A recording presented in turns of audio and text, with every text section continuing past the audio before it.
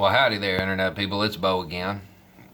So, we're going to talk about the judge overruling Trump's asylum ban. And it's really important. There are a couple of components to this. The first is, most people watch these videos. You guys already knew this. But a large portion of the country found out today that it is completely lawful to cross the border without permission and claim asylum. They don't know that, and they thought otherwise because their news outlets that they choose to watch called them illegals and called it an invasion. And the President of the United States intentionally misled the public. They believed that this was illegal. It's not. It's not. Crossing the border while seeking asylum in the middle of the desert and saying, hey, I'm claiming asylum. Completely lawful. Completely legal. Completely moral, more importantly. The purpose of asylum is to give people the ability to do just that.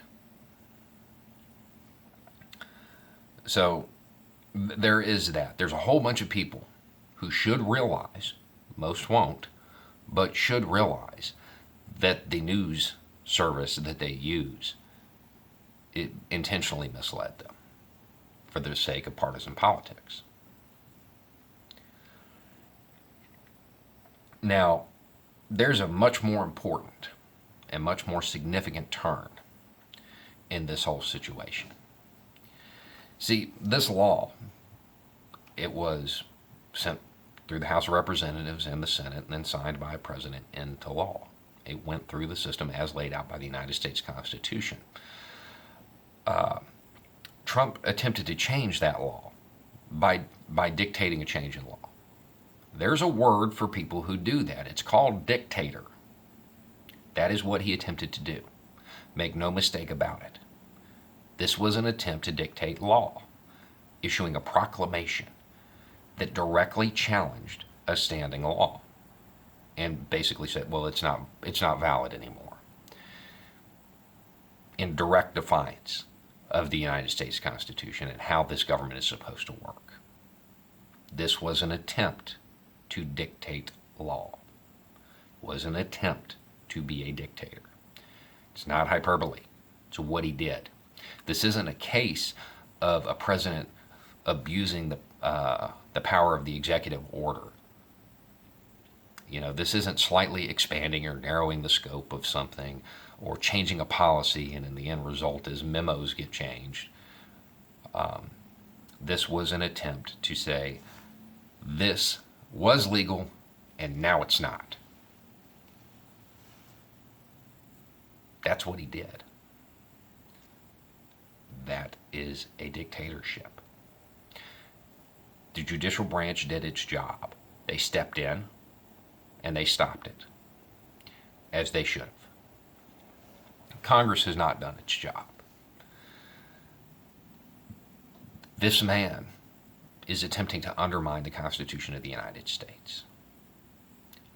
To me, what he did is appalling.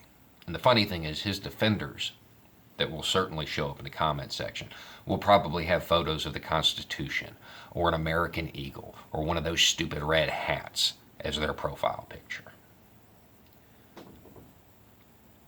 If you weren't appalled by this and want this man out of office because of it, you don't care about the Constitution. You don't. The three branches of government, that is the basis of the United States Constitution. Everything else doesn't really matter. Doesn't really matter. That's the basis. And he attempted to undermine it, attempted to circumvent it. It was a direct challenge to congressional authority. It was a direct challenge to the Constitution of the United States. And people who fashion themselves patriots are mad at the judge who stopped him from betraying the Constitution.